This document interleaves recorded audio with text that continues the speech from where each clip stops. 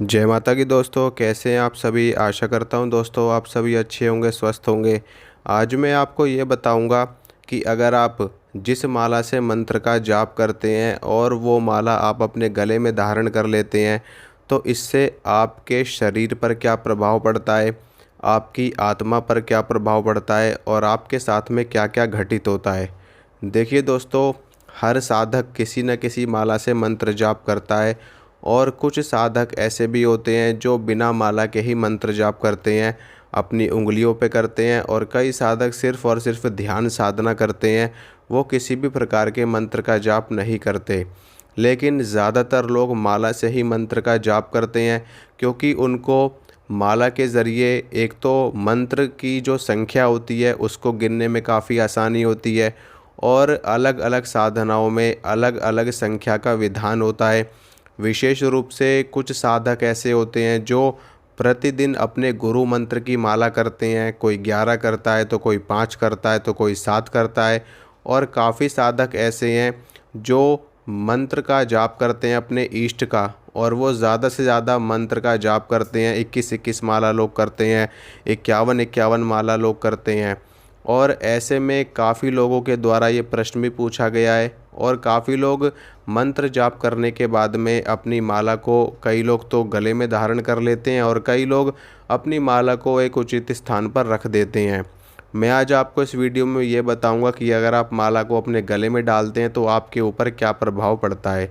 देखिए दोस्तों, माला के द्वारा जो मंत्र जाप किया जाता है उस मंत्र की ऊर्जा से हमारी माला जागृत होती है, हमारी माला सिद्ध होती है और हमारी माला में इतनी ऊर्जा आ जाती है, इतनी शक्ति आ जाती है कि वो शक्ति से परिपूर्ण होकर के किसी भी व्यक्ति का कल्याण कर सकती है, किसी भी व्यक्ति का मंगल कर सकती है। अगर जाप करी हुई माला किसी प्रेत रोगी के गले में डाल दी जाए तो उसके अंदर का प्रेत इतना ज़्यादा विचलित हो जाता है और मंत्र जाप की ऊर्जा से, माला की ऊर्जा से वो प्रेत नष्ट हो जाता है, भस्म हो जाता है।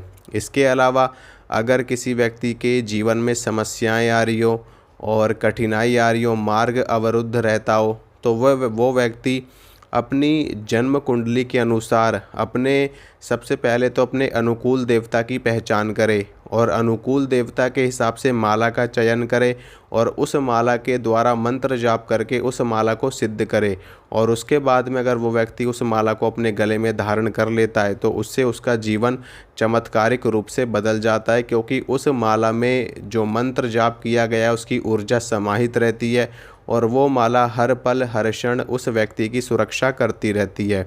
इसके अलावा मैं आपको बता दूं कि जब भी हम जो जाप की हुई माला हमारी होती है वो जागृत रहती है और ऐसे में अगर हम उस माला को अपने गले में धारण करके इधर उधर घूमते हैं, किसी अशुद्ध चीज़ को छूते हैं, भोजन का स्पर्श करते हैं और काफ़ी लोग शौचालय जाते हैं या फिर इधर उधर उल्टी सीधी जगह जाते हैं, कोई नेगेटिव चीज़ को आप स्पर्श करते हैं, तो ऐसे में जो जो ऊर्जा आपके माला में समाई हुई है, भरी हुई है, उस ऊर्जा का वो ऊर्जा नष्ट होनी शुरू हो जाती है।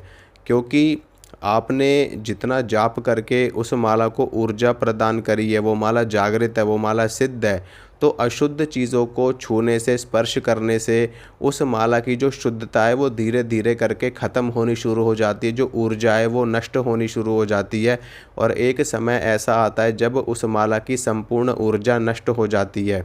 तो मैं तो आपको यही सुझाव दूंगा कि हमेशा अपनी जाप करी हुई माला आप गले में बहुत ही कम धारण करें। अगर आपको अपने गले में धारण करनी भी है तो थोड़ी बहुत देर के लिए आप अपनी माला गले में धारण कर लें, बाद में उस माला को निकाल करके आप दोबारा से अपने पूजा के स्थान पर रख दें या जहाँ पर भी आपको उचित लगता है, शुद्ध स्थानों, पवित्र स्थानों, वहाँ पर अपनी माला को गुप्त रूप से रखें।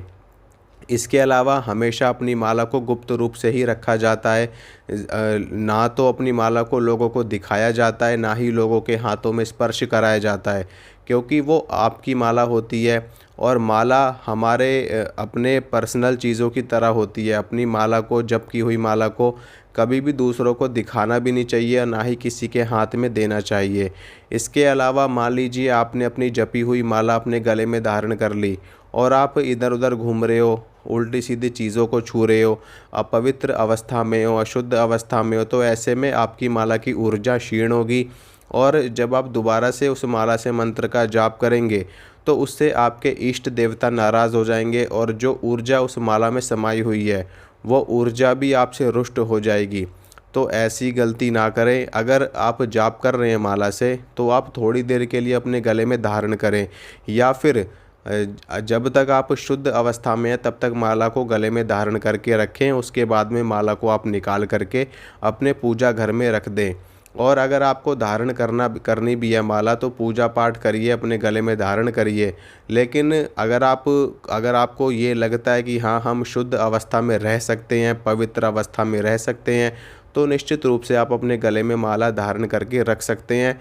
लेकिन अगर आप किसी अशुद्धि में गए, अशुद्ध अवस्था में गए, तो आपकी माला का जो ऊर्जा है वो भी नष्ट हो जाएगी। इसके अलावा माला जाप करते वक्त ये भी चीज़ों का ध्यान रखना चाहिए कि अगर आपकी माला मान लो अशुद्ध हो गई, आपने गले में धारण करी और किसी कारणवश आपने किसी न किसी नेगेटिव चीज़ को छू लिया, जैसे कि कई लोग होते हैं भोजन कर रहे हैं तो भोजन करते वक्त आपने माला को स्पर्श कर लिया, या फिर आप शौचालय चले गए, बाथरूम चले गए, तो या फिर आपने किसी मांस मदिरा को स्पर्श कर दिया, कोई व्यक्ति पी करके खा करके आपके घर आया है, उस व्यक्ति के साथ आप बैठ गए हो या उस व्यक्ति ने आपकी माला को स्पर्श कर दिया, तो ऐसे में आपको अपनी माला को दोबारा से जागृत करना पड़ेगा, दोबारा से माला को सिद्ध करना पड़ेगा। फिर उसके बाद में आप मंत्र का जाप करेंगे। इसीलिए हमेशा कहा जाता है कि जो हमारी जाप वाली माला होती है हमें हमेशा उसका ध्यान रखना चाहिए, उसको हमेशा शुद्ध अवस्था में रखना चाहिए, पूजा घर में रखना चाहिए, उसको पहन करके हमें इधर उधर घूमना नहीं चाहिए। क्योंकि माला अशुद्ध हुई तो जितना जाप किया हुआ है उस माला से सारा जाप खंडित हो जाएगा, माला अपवित्र हो जाएगी और दोबारा से माला को जागृत करना पड़ेगा और इतने महीनों की जो ऊर्जा है वो वेस्ट चली जाएगी। तो माला को आप अगर आपको पहनना है तो थोड़ी बहुत देर के लिए पहनिए, उसके बाद दोबारा से निकाल करके रख दीजिए। और अगर आपको गले में माला धारण करनी भी है तो उसके लिए आप दूसरी माला धारण कर सकते हैं, जाप वाली माला को आप अलग से रख सकते हैं। और जो दूसरी माला आप लाओगे उस माला को आप जागृत करिए, सिद्ध करिए, अभिमंत्रित करिए। फिर उसके बाद में आप उस माला को गले में हमेशा धारण करके रखिए, परमानेंट रूप से उसको आपको निकालने की आवश्यकता नहीं है। और जाप वाली माला भी आपकी सेफ रहेगी और गले में आपकी माला भी जागृत माला आ जाएगी। इसके ऊपर मैंने एक वीडियो भी बना रखी है और वो वीडियो भी आप देख सकते हैं। उसमें मैंने माला को जागृत करने का विधान भी बता रखा है, सिद्ध करने का विधान बता रखा है और गले में धारण करने का भी विधान बता रखा है। तो वो वीडियो आप देख सकते हैं, वहाँ से आपको पूरी जानकारी मिल जाएगी। तो इसी के साथ मैं इजाज़त चाहता हूँ। अगर आप लोग चैनल पे नए हैं तो सब्सक्राइब करना, वीडियो को लाइक करना, शेयर करना। मिलूँगा आप सभी से अगली वीडियो में। जय माता रानी की।